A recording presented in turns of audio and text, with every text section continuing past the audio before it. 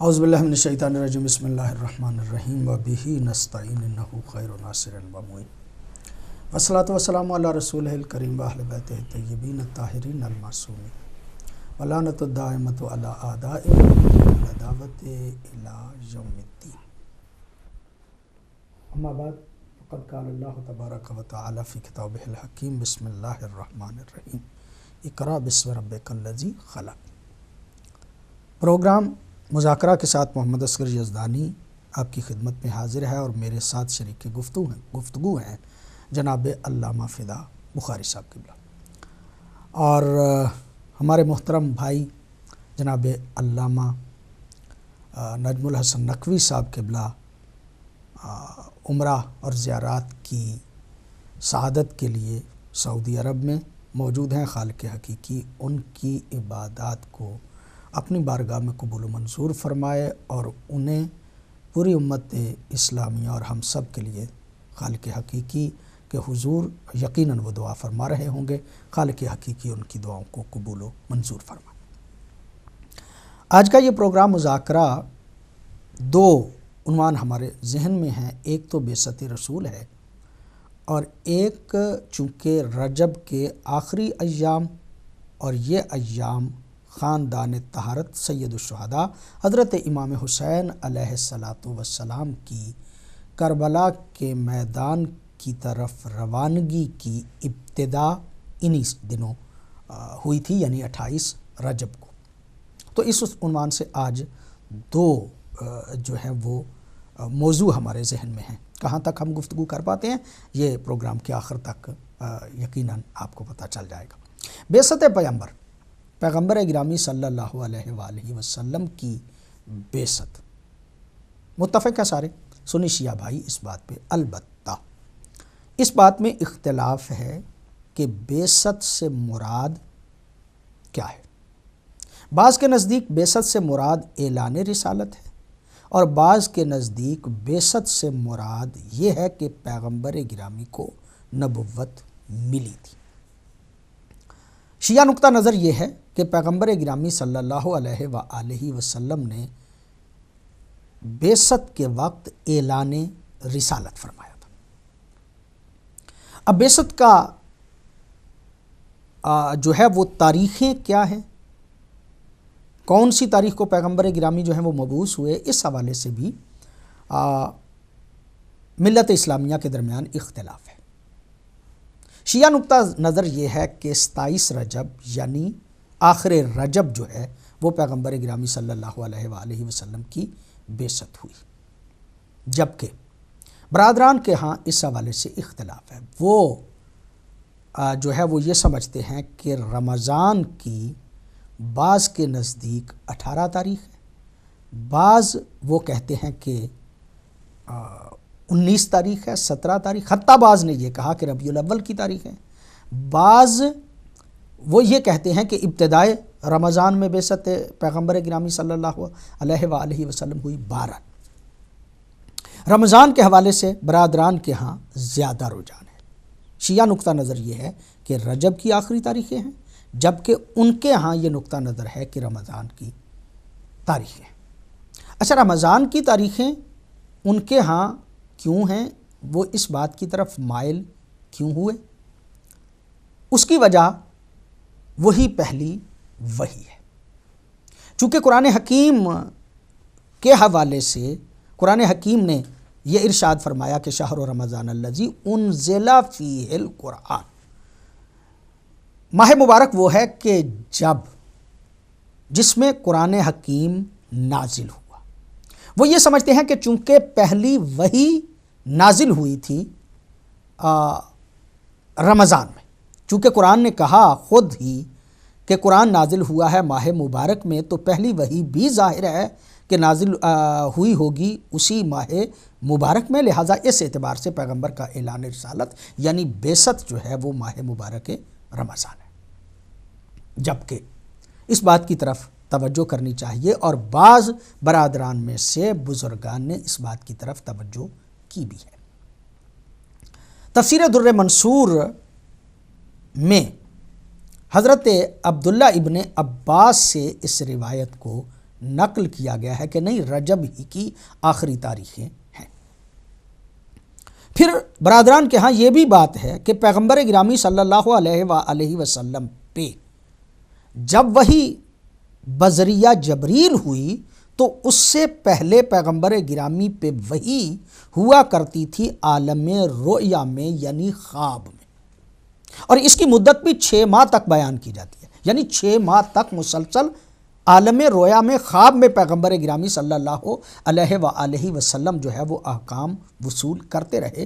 اس بات کو بخاری نے بھی حتیٰ نقل کیا ہے ام المومنین حضرت عائشہ رضی اللہ تعالی عنہا سے۔ اگرچہ ان کی اس روایت پہ جرح و قد جو ہے وہ ہوتی ہے، بہت زیادہ اس حوالے سے گفتگو جو ہے وہ ہو سکتی ہے، اس لیے کہ ام المومنین کا اس وقت پیغمبر گرامی سے ظاہر ہے کہ عقد نہیں تھا، لیکن جب یہ روایت بیان کی ہے تو ام المومنین نے ظاہر ہے کسی اور سے سن کے یا پیغمبر گرامی صلی اللہ علیہ وآلہ وسلم سے سن کے اس روایت کو بیان کیا ہوگا۔ لیکن بہرحال اس بحث میں گئے بغیر بخاری نے حضرت ام المومنین سے اس بات کو نقل کیا ہے کہ پیغمبر گرامی عالم خواب میں بھی وحی کو وصول کیا کرتے تھے۔ اور پھر ایک بات جو اور عرض کرنے والی ہے وہ یہ ہے کہ یہ اشتباہ بھی اس اعتبار سے ہوا ہے کہ قرآن حکیم کے نزول والی آیت جو ہے اس کو ماہ مبارک میں سمجھ کے یہ تصور کر لیا گیا، اجتہاد کر لیا گیا۔ یہ جو برادران کہتے ہیں کہ رمضان میں بعثت پیغمبر ہوئی، تو یہ بنیادی طور پہ ان کا اجتہاد ہے قرآن حکیم کی اس آیت سے کہ چونکہ قرآن حکیم جو ہے وہ نازل ہوا ہے ماہ مبارک میں، لہٰذا جب قرآن حکیم کی پہلی وحی آئی تو وہی اعلان رسالت کی تاریخ ہوگی۔ یہ ان کا اجتہاد ہے، جبکہ دوسری طرف معصومین علیہم الصلاۃ والسلام کی احادیث موجود ہیں، وہ یہ ارشاد فرماتے ہیں کہ یہ رجب کی آخری تاریخوں میں بعثت پیغمبر ہوئی۔ اچھا، کیا کیا جائے ان آیات کا، اور وہ کہ جس سے ہمارے برادران کو اس بات کا وہم ہوا ہے، کیا کیا جائے ان کا؟ تو کہنے کا مطلب یہ کہ قرآن حکیم کا اترنا، نازل ہونا 2 طرح سے ہے۔ ایک اس کا دفعتاً واحدہ قلب مصطفیٰ پہ نازل ہونا ہے، اور ایک اس کا تدریجاً نازل ہونا ہے۔ قرآن حکیم 2 مرتبہ نازل ہوا ہے۔ ایک مرتبہ نازل ہوا ہے قلب مصطفیٰ پہ، بسم اللہ الرحمن الرحیم، انا انزلناہ فی لیلۃ القدر وما ادراک ما لیلۃ القدر لیلۃ القدر خیر من الف شہر۔ قرآن حکیم کی آیات لیلۃ القدر میں قرآن حکیم نازل ہوا، قرآن حکیم دفعتاً واحدہ قلب مصطفیٰ پہ نازل ہوا، لیکن جوں پھر اس کی وضاحت کی ضرورت پڑتی رہی وہ تدریجاً نازل ہوتا رہا، جبکہ اس کا ساتھ ساتھ میں اعلان ہوتا رہا۔ پہلی وحی جو پیغمبر گرامی صلی اللہ علیہ وآلہ وسلم پہ نازل ہوئی وہ غار حرا میں ہے، اور غار حرا میں یہ پہلے الفاظ بسم اللہ الرحمن الرحیم اقرأ بسم ربک الذی خلق خلق الانسان من علق، جب یہ آیت قرآن حکیم پیغمبر گرامی صلی اللہ علیہ وآلہ وسلم پہ نازل ہوئی، حضرت علی علیہ الصلوۃ والسلام بھی سرکار حضرت پیغمبر گرامی صلی اللہ علیہ وآلہ وسلم کے ساتھ، چونکہ جب غار حرا پیغمبر گرامی جایا کرتے تھے تو کبھی کبھار بلکہ اکثر اوقات حضرت علی بھی آپ کے ساتھ وہاں پہ اس تنہائی کے گوشے میں عبادت خدا کے لیے جایا کرتے تھے۔ پیغمبر گرامی تو جایا ہی کرتے تھے، حضرت علی علیہ الصلوۃ والسلام خود ارشاد فرماتے ہیں کہ میری حیثیت، میرا طریقہ کار جو ہے وہ بچپن میں پیغمبر گرامی کے ساتھ اس طرح سے ہوتا تھا جس طرح اونٹنی کے ساتھ اس کا بچہ ہوتا ہے، جس طرح بچہ اونٹنی کا اونٹنی سے جدا نہیں ہوتا، میں بھی اسی طرح پیغمبر گرامی صلی اللہ علیہ وآلہ وسلم کے ساتھ ساتھ ہوا کرتا تھا۔ پہلی وحی جب نازل ہوئی تو حضرت علی ارشاد فرماتے ہیں، خود نہج البلاغہ میں ارشاد فرماتے ہیں، یا رسول اللہ میں نے شیطان کو چیختے ہوئے، میں نے کسی کو چیختے ہوئے روتے ہوئے دیکھا ہے، یہ چیخ کس کی تھی؟ تو حضرت نے ارشاد فرمایا کہ یا علی، یہ شیطان رو رہا تھا، یہ شیطان جو ہے اس کی آواز تھی، چونکہ وہ مایوس ہو گیا ہے اور اسے پریشانی ہوئی ہے اسلام کے اس اعلان کے ساتھ، یا وحی کے آنے کے ساتھ شیطان جو ہے وہ پریشان ہو گیا ہے، لہٰذا اس کے چیخنے اور رونے کی آواز تھی، اور یا علی تم بھی وہی سنا کرتے ہو جو میں سنتا ہوں اور وہی دیکھتے ہو جو میں دیکھتا ہوں۔ سرکار پیغمبر گرامی صلی اللہ علیہ وآلہ وسلم پہ جب پہلی وحی آئی، اگرچہ قرآن قلب مصطفیٰ پہ نازل ہو چکا تھا دفعتاً واحدہ، لیکن جب پہلی وحی آئی تو اب اس وحی کے آنے کے بعد نبوت کی مشکلات، سنگینی، پریشانی، اس کا اثر پیغمبر گرامی صلی اللہ علیہ وآلہ وسلم پہ ہوا، اور یہی بات آ کے جناب خدیجۃ الکبریٰ کو سرکار پیغمبر گرامی نے بیان کی۔ اب اس کو بڑے عجیب انداز سے، مختلف انداز سے اس کی کہانیاں جو ہیں وہ بنا دی گئیں۔ یہ نہیں کہ حضرت پیغمبر گرامی کو اس بات کا پتہ ہی نہیں تھا کہ میں نبی ہوں یا نبی نہیں ہوں، یہ میرے ساتھ کیا ہو گیا، نہیں، وہ سنگینی جو تھی نبوت کے کارہائے نبوت جو ہیں ان کی سنگینی اور پریشانی جو ہے، اس کی وجہ سے پیغمبر گرامی میں ایک تغیر و تبدل آیا، اور اس پریشانی کا اظہار جناب خدیجۃ الکبریٰ سے کیا۔ یہ نہیں کہ پتہ ہی نہیں تھا پیغمبر گرامی کو کہ میں نبی ہوں یا نبی نہیں ہوں۔ جناب خدیجۃ الکبریٰ نے کہا کہ میں تو بہت دیر سے اس بات کا انتظار کر رہی تھی کہ یقیناً وہ وقت آنے والا ہے کہ جب اللہ آپ کے ساتھ اس طرح کا ربط و تعلق بذریعہ فرشتے جو ہے وہ کرے گا۔ دوسری وہ شخصیت کہ جس نے اعلان رسالت کی تصدیق کی، وہ ہیں جناب خدیجۃ الکبریٰ، اور بعض روایات میں جہاں تک میں نے دیکھا ہے، تیسری وہ شخصیت کہ جس نے پیغمبر گرامی کے اعلان کے بعد آپ کی نبوت کو تسلیم کرنے کا اعلان کیا، ان کا نام ہے حضرت ابو ذر غفاری رضی اللہ تعالی عنہ۔ بعثت پیغمبر پہ گفتگو مزید کریں گے انشاءاللہ، اور پھر سفر امام حسین پہ بھی گفتگو کریں گے۔ جناب علامہ فدا بخاری صاحب قبلہ، آپ کی مہربانی کہ آپ پروگرام میں تشریف لائیں۔ بعثت پیغمبر۔ بہت شکریہ۔ بسم اللہ الرحمن الرحیم۔ اقرأ بسم ربک الذی خلق، خلق الانسان من علق، اقرأ وربک الاکرم، الذی علم بالقلم، علم الانسان ما لم یعلم۔ محترم ناظرین، آپ کی خدمت سلام عرض کرتے ہیں۔ آج کا پروگرام جیسا کہ علامہ صاحب نے بتایا کہ دو مناسبتیں، 27 رجب اور 28 رجب۔ 27 رجب وہ تاریخ ہے کہ جس دن رسول کریم صلی اللہ علیہ وآلہ وسلم کی بعثت کا زمانہ شروع ہوا، اور 28 رجب وہ ہے کہ جب اسی بعثت کے محافظ نے دین اسلام کو بچانے کے لیے مدینہ چھوڑ کر مکہ کی طرف روانہ ہوئے۔ رسول کریم صلی اللہ علیہ وآلہ وسلم کی عمر مبارک 40 سال ہو گئی تھی، اور آپ مسلسل کوہ حرا میں، یعنی یہ پہاڑ جو ہے اس کی بلندی اور ٹاپ پر ایک غار تھی جس کا نام غار حرا، اور اس کو کوہ نور بھی کہا جاتا ہے، اور حاجی آج کل وہاں بہت دیکھ کے بھی آتے ہیں غار حرا کو، چونکہ وہ وحی کی پہلی منزل ہے اور وہاں پر شوق ہوتا ہے وحی ہوئی، اور ہر ایک کو یہ شوق ہوتا ہے کہ وہ جگہ جا کر اس کی زیارت کرے۔ تو رسول پاک وہاں پر جاتے تھے کئی دفعہ، اور ماہ مبارک رمضان میں تو پورا مہینہ ہی وہاں پر رہتے تھے، اور وہ یہ پہاڑ جو تھا یہ تقریباً مکے سے کوئی